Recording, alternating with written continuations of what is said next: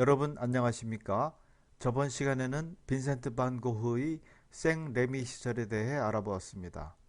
이번 시간에는 저번 시간에 이어서 반 고흐의 후반기 마지막 생애인 오베르 시절과 그 밖의 고흐에 관련된 이모저모에 대해 알아보겠습니다.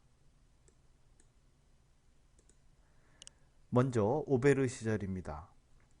생 레미의 요양원에서 태어날 날이 가까워지자 동생 테오는 형이 지낼 만한 좋은 장소를 물색하기 시작했습니다. 인상파의 선두주자인 화가 까미유 피사로에게 이 문제를 상의하자 피사로는 파리에서 가까운 작고 조용한 시골 마을인 오베르 슈르 우아즈를 추천했습니다. 오베르는 파리에서 가까운 편이면서도 밀밭과 자연 풍광이 좋은 시골 마을이라 이미 많은 수의 화가들이 이곳에서 그림을 그리곤 했으며 고흐가 존경하는 화가 중 한 명이었던 도비니도 오베르에 화실을 두고 작업을 한 적이 있었습니다. 그리고 오베르에는 당시 화가들과 교분을 나누던 폴 가셰라는 의사가 있어 피사로는 그가 고흐에게 도움이 될 것이라고 판단을 하였습니다. 마침내 1890년 5월 반 고흐는 생 레미의 요양원을 떠나 그곳 오베르 슈르 우아주로 향하게 됩니다. 이곳에서 반 고흐는 의사이자 아마추어 화가인 가셰 박사의 보호를 받게 되며 가셰 박사는 고흐에게 치료의 일환으로 그림에 몰입할 것을 권고했습니다. 고흐는 언제 다시 발작이 도질까 걱정하면서도 가셰 박사의 초상이나 인근의 밀밭 풍경 그리고 화가 도비니 정원 같은 주변 풍경을 그리기 시작했습니다. 이처럼 고흐는 오베르에서도 열정적으로 작품 활동을 계속했으며 그곳에서 잠시지만 평화로운 시간을 갖게 됩니다. 이 시기에 제작된 후기작들을 보면 매우 빠르고 거친 분놀림과 개성적인 색채의 사용이 돋보입니다. 이 중에서도 특히 강렬한 인상을 주는 작품이 까마귀가 나는 밀밭이란 이 작품으로 바로 이 그림입니다. 이 작품은 독특한 더블 스퀘어 크기의 캔버스 구성을 보여주고 있는데 더블 스퀘어 크기란 캔버스를 옆으로 두 개 이어붙였다는 것을 말합니다. 반 고흐는 아를루에 머물던 시절부터 밀밭을 그려왔으며 생 레미의 요양원에 있을 때에도 창밖으로 보이는 밀밭 풍경에서 영감을 받은 연작을 그렸습니다. 고흐는 오베르에서도 밀밭을 주제로 하여 여러 점의 그림을 그렸는데 모두 이 그림처럼 밀밭의 광활함을 강조하며 가로로 긴 더블 스퀘어 크기의 캔버스에 그렸습니다. 이 까마귀가 낳는 밀밭 작품은 고흐가 자살하기 바로 전인 1890년 7월에 그려졌으며 이후 이 작품은 그의 작품 중에서 주목해야 할 작품의 하나가 되었습니다. 반 고흐에게 밀밭의 노란색은 오베르의 밝은 풍광에서 파생된 것이었습니다. 캔버스 표면에서 요동치듯 빠른 필치로 거칠게 그려진 어둡고 낮은 하늘과 밀밭 위를 날고 있는 불길한 까마귀떼, 그리고 어디로 가야 할지 알 수 없는 전경의 세 갈래 갈림길은 자살 직전이던 고흐의 절망감을 강하게 상징하는 듯합니다. 고흐는 동생 테오에게 보낸 편지에서 이 작품에 대해 언급하기를 이 그림은 성난 하늘 아래 거대한 밀밭을 묘사한 것이고 나는 그 안에 있는 슬픔과 극도의 외로움을 표현하고자 했다 라고 썼습니다. 그럼 계속해서 오베르 시절의 작품들을 몇 점 더 보도록 하겠습니다.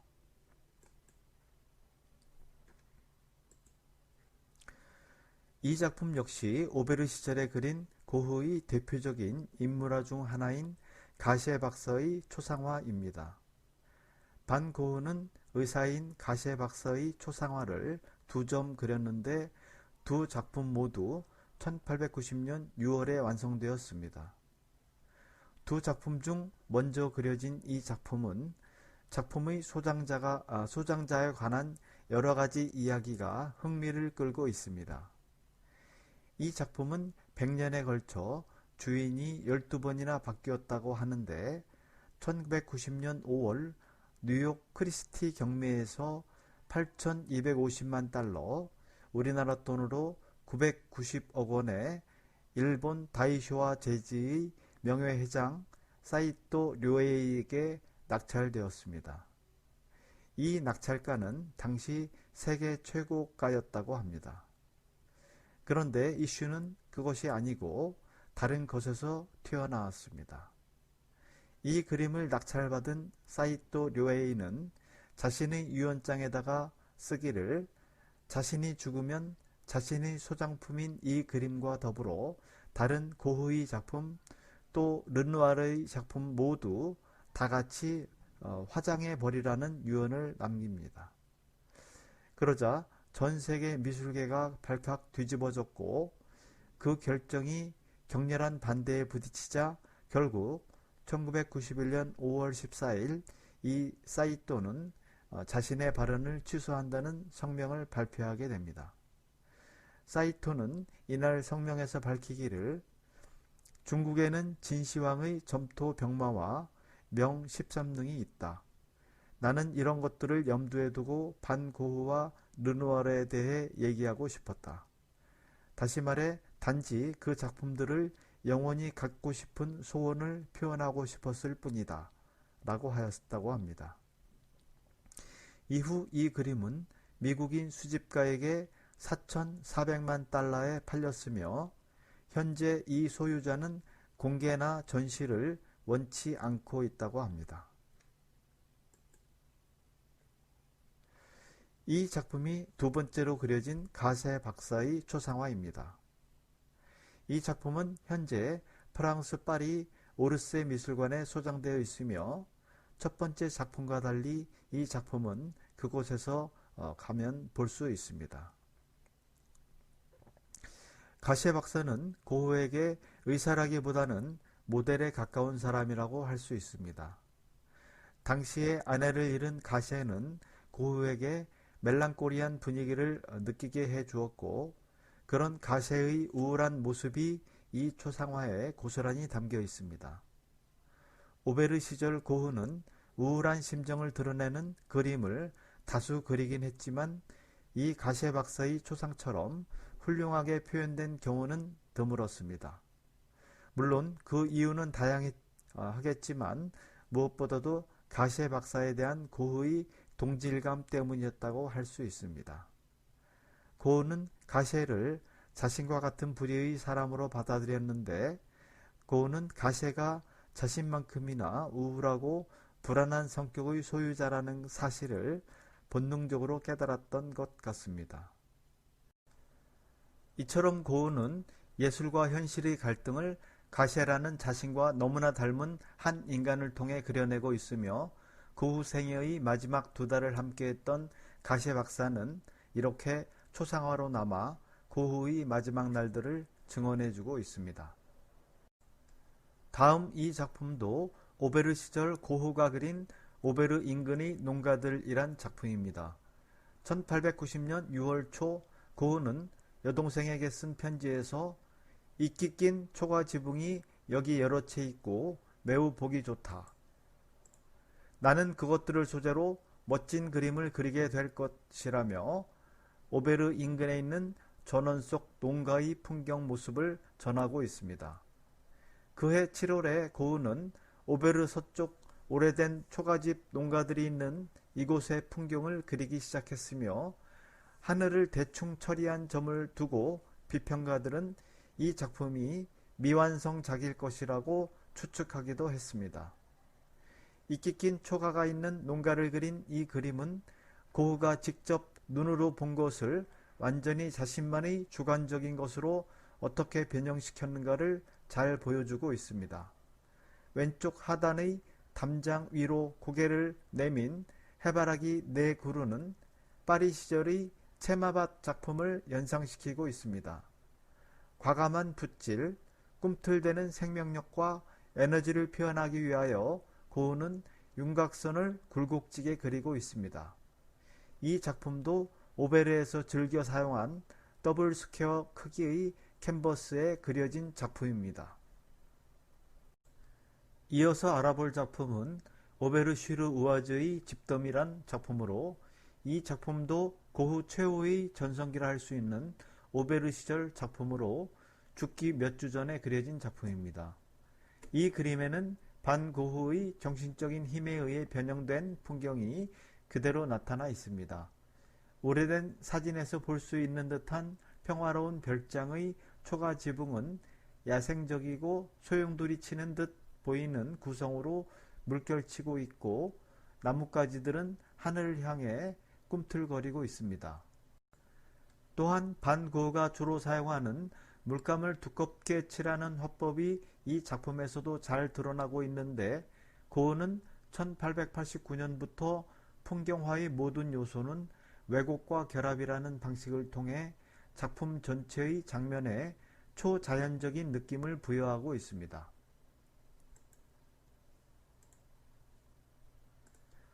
다음은 오베르 시절을 끝으로 38년의 짧은 생을 마감한 고흐의 죽음에 대해 알아보겠습니다.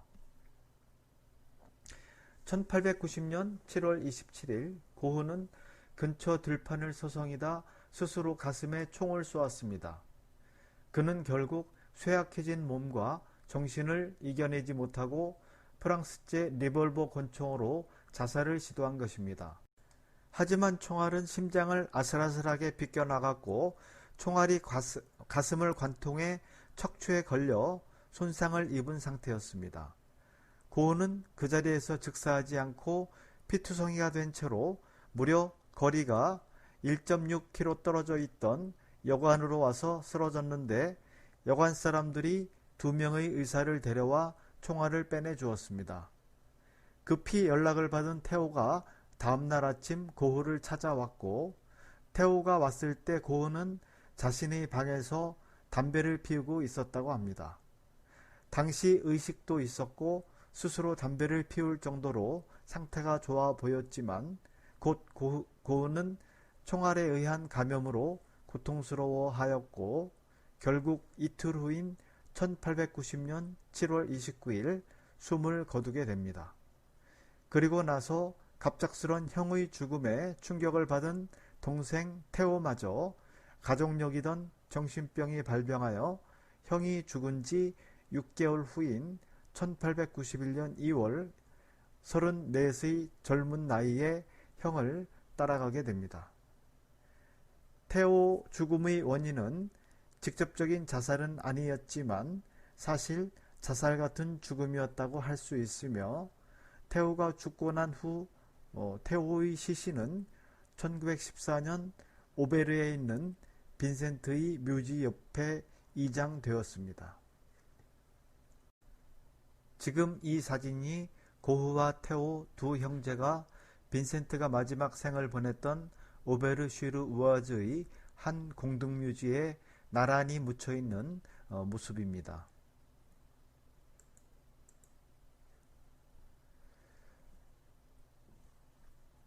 다음은 고흐와 테오 그리고 편지에 대해서 알아보겠습니다. 반 고흐가 남긴 방대한 양의 회화와 드로잉은 별개로 하더라도 그가 썼던 수많은 편지를 통해 우리는 그의 인생을 자세히 알 수 있습니다. 편지의 대부분은 동생 테오에게 쓴 것으로, 고흐는 죽을 때까지 10년간 668통의 편지를 썼습니다. 고흐가 죽던 날에도 그의 주머니에서는 테오에게 보내려다 보내지 못한 편지가 들어있었다고 합니다. 고흐에게 있어 테오가 어떠한 존재였는지를 우리는 짐작할 수 있습니다. 이것들이 고흐가 테오에게 보낸 편지들로, 이 편지들은 반 고흐의 작품들에 대한 중요한 정보와 그의 생각과 일상, 연애 실패담, 우울증, 그리고 동생과의 형제애, 또한 그의 성격까지 속속들이 알려주고 있습니다. 둘의 형제애는 매우 두터웠습니다. 빈센트가 비록 지민 존재였다고는 하나 테오의 감성적인 삶에 있어 그는 매우 중요한 인물이었습니다. 테오는 그런 존재인 형을 재정적, 정신적으로 끝까지 지원해 주었으며 편지에 따르면 두 형제는 격렬히 싸운 적도 있었지만 오랜 시간 형에게 든든한 기둥이 되어 주었으며 이렇게 모든 지원을 마다하지 않던 테오의 삶은 빈센트의 죽음 이후 급격히 무너지게 됩니다.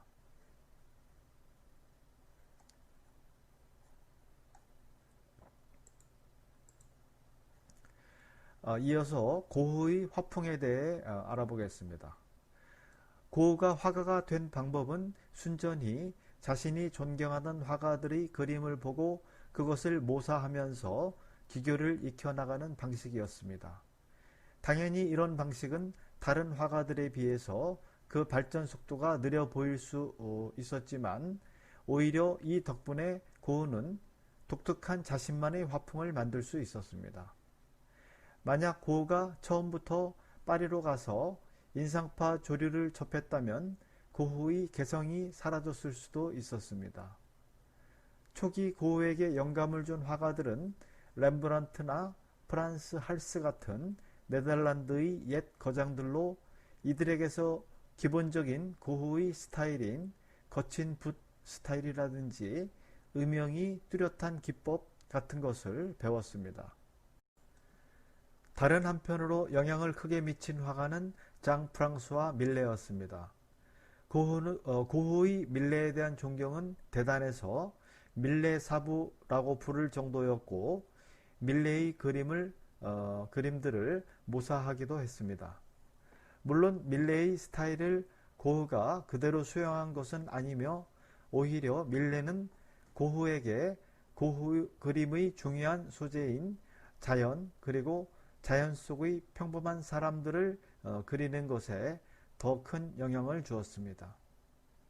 고흐는 파리에 와서야 인상주의를 제대로 알게 되었고 비록 인상주의 스타일에 유보적이긴 했으나 그 영향을 받아들여 색이 밝아졌습니다. 파리 이후로 고흐는 인상주의의 주요한 특징 중 하나인 색채의 활용에 능해졌고 쉐라와 드라크루아에게 영향을 받았습니다. 쉐라에게는 점묘법의 영향을 받아 붓터치가 점 모양을 띠는 양상으로 나아갔고 드라크루아에게는 대담한 색채의 사용이라는 영향을 받았습니다.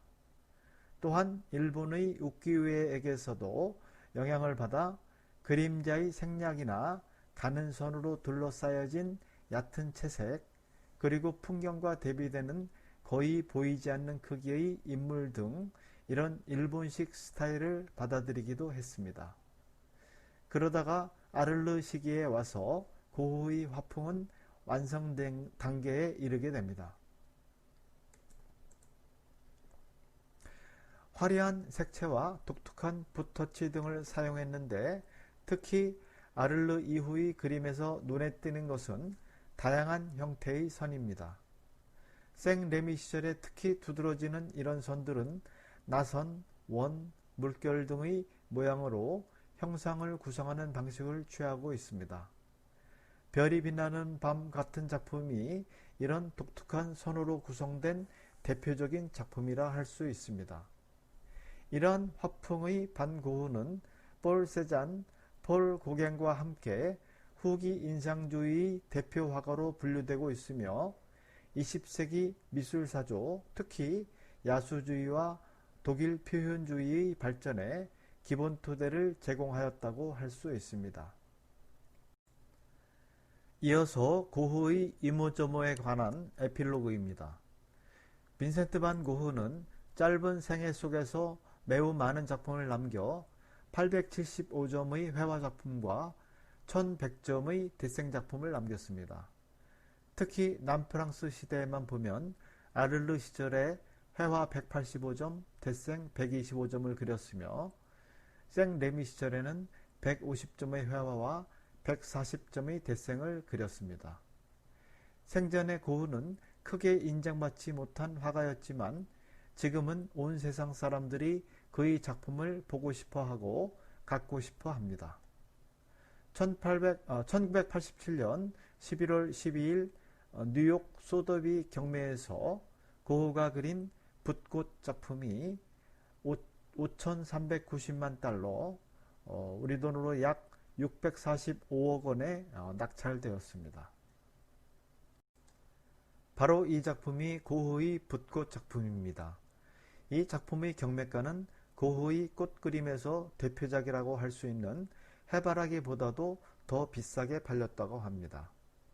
살아생전 물감 살 돈이 없고 먹고 살 생활비가 없어 동생 테오의 도움으로 살다간 그를 생각하면 참으로 가슴 아픈 일이 아닐 수 없습니다. 고흐가 죽고 난 후 1903년에 열린 유작전에서 사람들은 비로소 그를 주목하기 시작했습니다. 고흐의 대표 작품으로는 40점에 가까운 자화상 이외에도 감자 먹는 사람들, 해바라기, 아렐르의 침실, 탕기 영감, 별이 빛나는 밤, 밤의 카페 테라스, 삼나무와 별이 있는 길, 붓꽃, 우체부 조셉 롤랭의 초상, 까마귀 나는 밀밭, 가시에 박사의 초상, 오베르의 교회 등등이 있습니다. 고흐의 회화 작품을 소장 국가별로 보면 네덜란드가 364점, 미국이 190점, 스위스 80점, 프랑스 45점, 영국 35점, 독일이 25점, 러시아 10점 등이 이 나라들에 소장되어 있고, 네덜란드 암스테르담의 반 고흐 미술관에는 205점, 오텔로의 크롤로 뮬러 미술관에는 95점이 소장되어 있습니다. 그리고 이어서 마지막으로 얼마 전 나왔던 황당한 사건 하나를 소개하며 마칠까 합니다. 잠시 당시 뉴스 한 토막을 보도록 하겠습니다. 이 와중에 빈센트 반 고흐의 그림 한 점이 도난나겠습니다. 코로나19로 잠시 문을 닫고 있던 네덜란드의 한 미술관에서입니다. 작품의 추정가는 최고 80억 원에 이릅니다. 이혜원 기자입니다. 주인공은 사람들이 정신없는 틈을 타 재빨리 목표물을 향해 몸을 굴립니다. 벽에 걸린 모네의 그림을 준비된 가방에 넣은 뒤 유유히 현장을 빠져나옵니다. 그림 도둑을 소재로 한 영화 토마스 크라운 어페어의 한 장면입니다. 영화를 연상케 하는 일이 또 벌어졌습니다. 코로나19로 휴관 중이던 네덜란드의 한 미술관에서입니다. 중부 라런에 있는 싱어 라런 미술관이 후기 인상파 거장 빈센트 반 고흐의 그림을 도둑맞았습니다. 현지 시간으로 30일 새벽 3시쯤 일어난 일입니다. 공교롭게도 고흐의 생일이었습니다. 도난 경보기가 울리고 경찰이 현장에 도착했지만 범인은 이미 사라진 뒤였습니다. 경찰은 범인이 곧장 훔칠 그림 앞으로 갔다고 했습니다. The thieves came in by breaking the glass door, and at that point they got in and got through a few doors and took the painting. 처음부터 고흐의 이 그림을 겨냥한 겁니다. 1884년 네덜란드 남부 마을 뉘넌의 풍경을 그린 것으로 제목은 봄 뉘넌의 목사관 정원입니다. 최고 600만 유로, 우리 돈으로 80억 원 정도로 평가됩니다. 라런 미술관이 기획 전시를 위해 북부의 흐로닝어르 미술관에서 빌려온 작품입니다. Wie doet zoiets? Dat is een parallele wereld van criminaliteit. Ik voel me heel cliché, maar zo is het wel. Ongelooflijk boos. En nu. 국제형사경찰기구 인터폴은 해당 작품을 도난 미술품 목록에 추가했습니다. JTBC 이혜원입니다. 바로 이 작품이 도난당한 작품인 봄 뉘넌의 목사관 정원이란 작품입니다. 이 작품은 고흐가 1883년과 1884년 네덜란드 남부 마을 뉘넌에 있는 한 목사관 정원을 그린 연작 중의 하나로, 당시 고흐는 아버지가 목사로 부임한 뉘넌에서 부모님과 함께 지내며 주변 풍경을 그렸습니다. 이 그림은 싱어 라런 미술관이 네덜란드 북부 흐로닝엔에 있는 흐로닝어 미술관에서 작품을 대여받아 전시 중이었던 것으로 알려져 있습니다. 그림을 소유한 흐로닝어 미술관은 이 작품에 대해 흐로닝어 미술관이 소유한 고흐의 작품 중 나무 판넬에 그린 유화는 이 작품이 유일하다고 안타까움을 나타냈습니다. 지금 전 세계가 코로나19로 고통받고 있는데 이 와중에 일어난 너무나 황당하고 어처구니 없는 일이 아닐 수 없습니다. 하루빨리 범인이 검거되어 고흐의 작품이 온전한 상태로 돌아왔으면 좋겠습니다. 그럼 오늘 수업은 이것으로 마치고 다음 시간에는 고흐의 대표 작품들에 대해 알아보겠습니다. 감사합니다.